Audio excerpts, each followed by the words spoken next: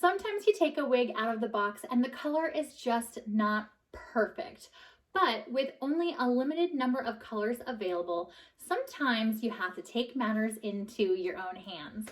Well, now we don't have to be limited by manufacturer's standard colors anymore. Those standard colors are now just a jumping off point because you can tone your synthetic wig or you can dye your synthetic wig and add roots with just a few steps. So today I'm going to show you how to dye a synthetic wig and add roots so that you get the perfect color for you.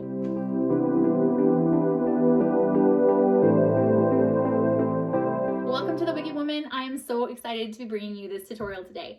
Today I'm going to be showing you how to dye a synthetic wig and how to add roots to a synthetic wig. Synthetic wigs are notoriously tricky because they are not going to respond to typical methods that you would have if you were trying to dye a human hair wig. And when you're trying to dye a synthetic wig, it's almost like on the border between doing some crafts and doing some hair. So today we are going to be busting out some craft supplies to achieve this look today. If you saw my last video, which you can check out right here, you'll know that I did an experiment to figure out the best way to dye synthetic hair. And what I found was that you can dye a synthetic hair with RIT dye. And so what I wanted to do was put that to the test. And I wanted to do that with a wig that, if you saw my original review on Avalon right here, you'll know that my one big takeaway was that I wished it had a root, and I felt like the color just sort of blended in from my forehead into the wig color. Like they were just too similar, but I'm a sucker for pink wigs and I really wanted to make this one work. So I took what I learned from my last video on how to dye a synthetic wig with RIT dye, and I wanted to apply it to this tutorial today. Today what I'm going to be doing is I don't want to dye over the original color of this wig. And just to refresh your memory, this is what Avalon looked like before I did anything to it. And obviously this is after. And what I wanted to do was not so much cover up the pink. I really like the pink, but I just wanted to give it more of a smokiness that I had anticipated when I first purchased the wig. And I also wanted to give it more of a root because for me, a root is almost functional because I have a pretty low hairline here and I really need that root to be able to blend some of my hairs that inevitably are going to stick out throughout the day. So we are going to be dyeing a synthetic wig today, but in a method that is sort of more similar to toning. We're not really trying to dye it brown.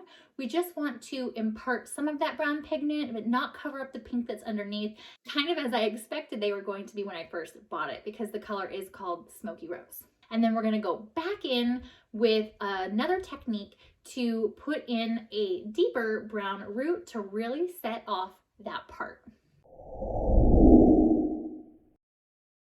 So to dye this synthetic wig, we're going to need a few materials, and most of them come from the craft store. First, we're going to need a bottle of RIT Dye More for synthetics, and I use the color chocolate brown to tone down this wig. And to add the roots, I went back in with a alcohol-based permanent marker. In my case, I used a Copic marker in the color Dark Bark. Copic markers are a little bit on the pricey side. You can also do this with a Sharpie or any kind of alcohol-based permanent marker. And then we'll need a few other supplies that you might even have on hand, such as foil and cling wrap, a paintbrush, and some rubbing alcohol. Normally we try to avoid alcohol on a synthetic wig because it can dry the wig out, but I'm going to use a technique that only applies alcohol at the roots where it's less likely to dry out. So I'm going to start by pinning my wig to my mannequin head, and I'm going to section off the top layer of wefts. I think I went down about 3 wefts, and I know it doesn't sound like a lot, but you'll see when I'm done with just this step that these are the ones that are sort of the top layer of hair that are the most visible, and they are the ones that kind of made a pretty big difference. I've mixed equal parts of boiling water with the RIT dye, and I am applying it just to the root area.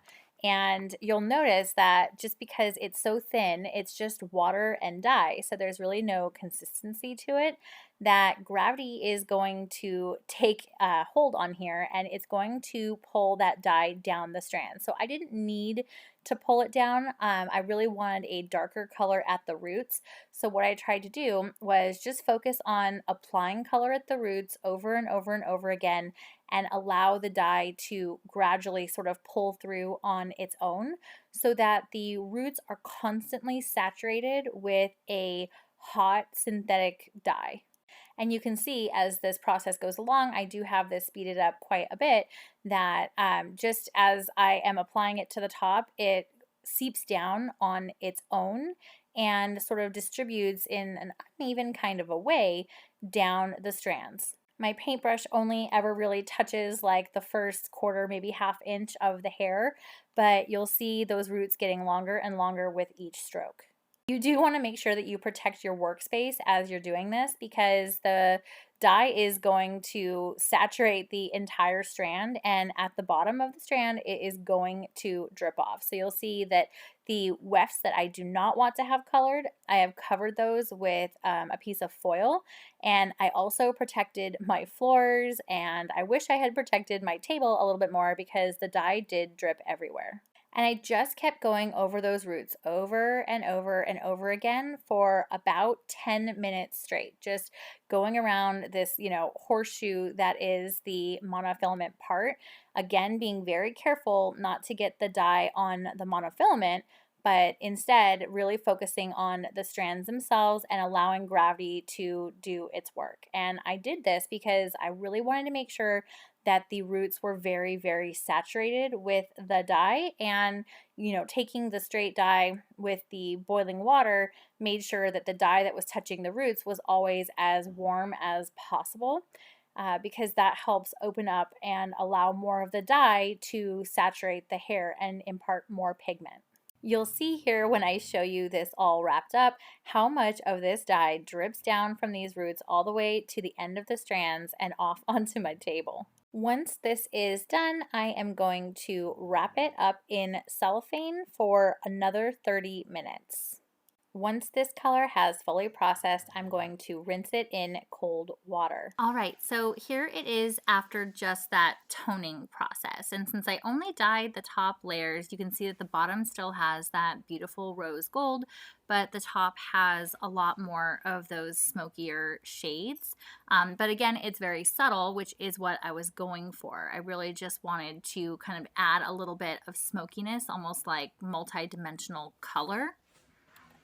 And while I did get some rooting on this, remember that I only did it at the monofilament, and I really wanted more of a prominent rooting, and I decided that I wanted to root it throughout. So now I'm going to show you the steps that I took to do a darker root throughout the entire piece. So now I'm going to go in with my alcohol-based permanent marker. This is my Copic marker in dark bark. And what I'm going to do is I'm going to be very careful of that track line, and I am going to color in a section of rooting about an inch long. And then I'm going to follow along with that with a paintbrush and some rubbing alcohol. And I'm going to essentially paint over the section that I colored in uneven strips so that I get a little bit of an uneven rooting, because I don't want to have like a really flat line. I wanted it to look like natural hair growth. I chose the Copic markers because they come in pretty much every shade that you can possibly imagine of brown, and you can buy the markers individually. But you could also do this with a Sharpie or a number of different alcohol-based markers, as long as it's alcohol-based, because you're going to need a permanent staining, and you're also going to want to be able to use this paintbrush and alcohol technique to make sure that your line isn't completely straight across. And I'm going to continue here weft by weft, and I am going to continue to color and then paint over each one of these. And I am doing it weft by weft because I really wanted to have this rooting go all throughout. I think that that makes a very dramatic and also a very polished look. And while it was rather time consuming, it was, a little bit therapeutic just to put on some reality TV and enjoy my shows while doing a little bit of crafting and a little bit of hair. So again, I am going weft by weft and I am adding my root to my synthetic wig, and then I am following it up with a paintbrush that has been lightly dipped with rubbing alcohol, and I am pulling the dye through and extending it out a little bit farther. Again, we are only applying the rubbing alcohol to the top inch or so of the wig, so the amount of drying that you're going to get from that is going to be minimal. This is not a technique that I would use to, say, pull color all the way through the ends. That's what the RIT dye was for. So I'll continue to work my way up the wefts until I get to the monofilament layer. Once I was done rooting this synthetic wig, I went ahead and I rinsed it in cold water, and I followed it up with a silicone mix deep conditioning, as well as a John Renault Fiber Love conditioning spray. Once I am done adding my root to this synthetic wig, I am going to rinse it in cold water, and then I am going to follow it up with my regular conditioning regimen, which includes a silicone mix bamboo conditioner and a John Renault Fiber Love spray. All right, so here she is after I have toned her. You'll notice that I will do a side-by-side here with the original, and you'll notice that this is much more of a strawberry, maybe like a rose wood, and much less of like a rose gold. And where before it sort of felt like my skin tone blended right into this hair, now you can see that there's a lot more separation. Now I didn't dye this completely brown. Instead, you'll see that there's still tons of variation in this color. I'm going to turn around, show you the back, and show you the part up close.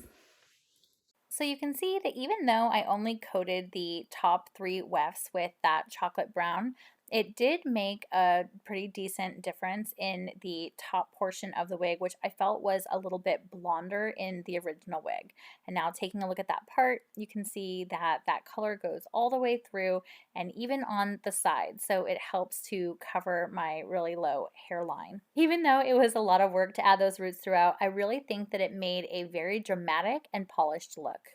Let me know in the comments which version of Avalon you prefer, the original or this toned down roots added version. I hope you enjoyed this tutorial today, and if so, please don't forget to give me a thumbs up, and don't forget to subscribe to my channel and click the bell so that you never miss a wig review or tutorial that's posted weekly. Thanks for watching, and I will see you next week.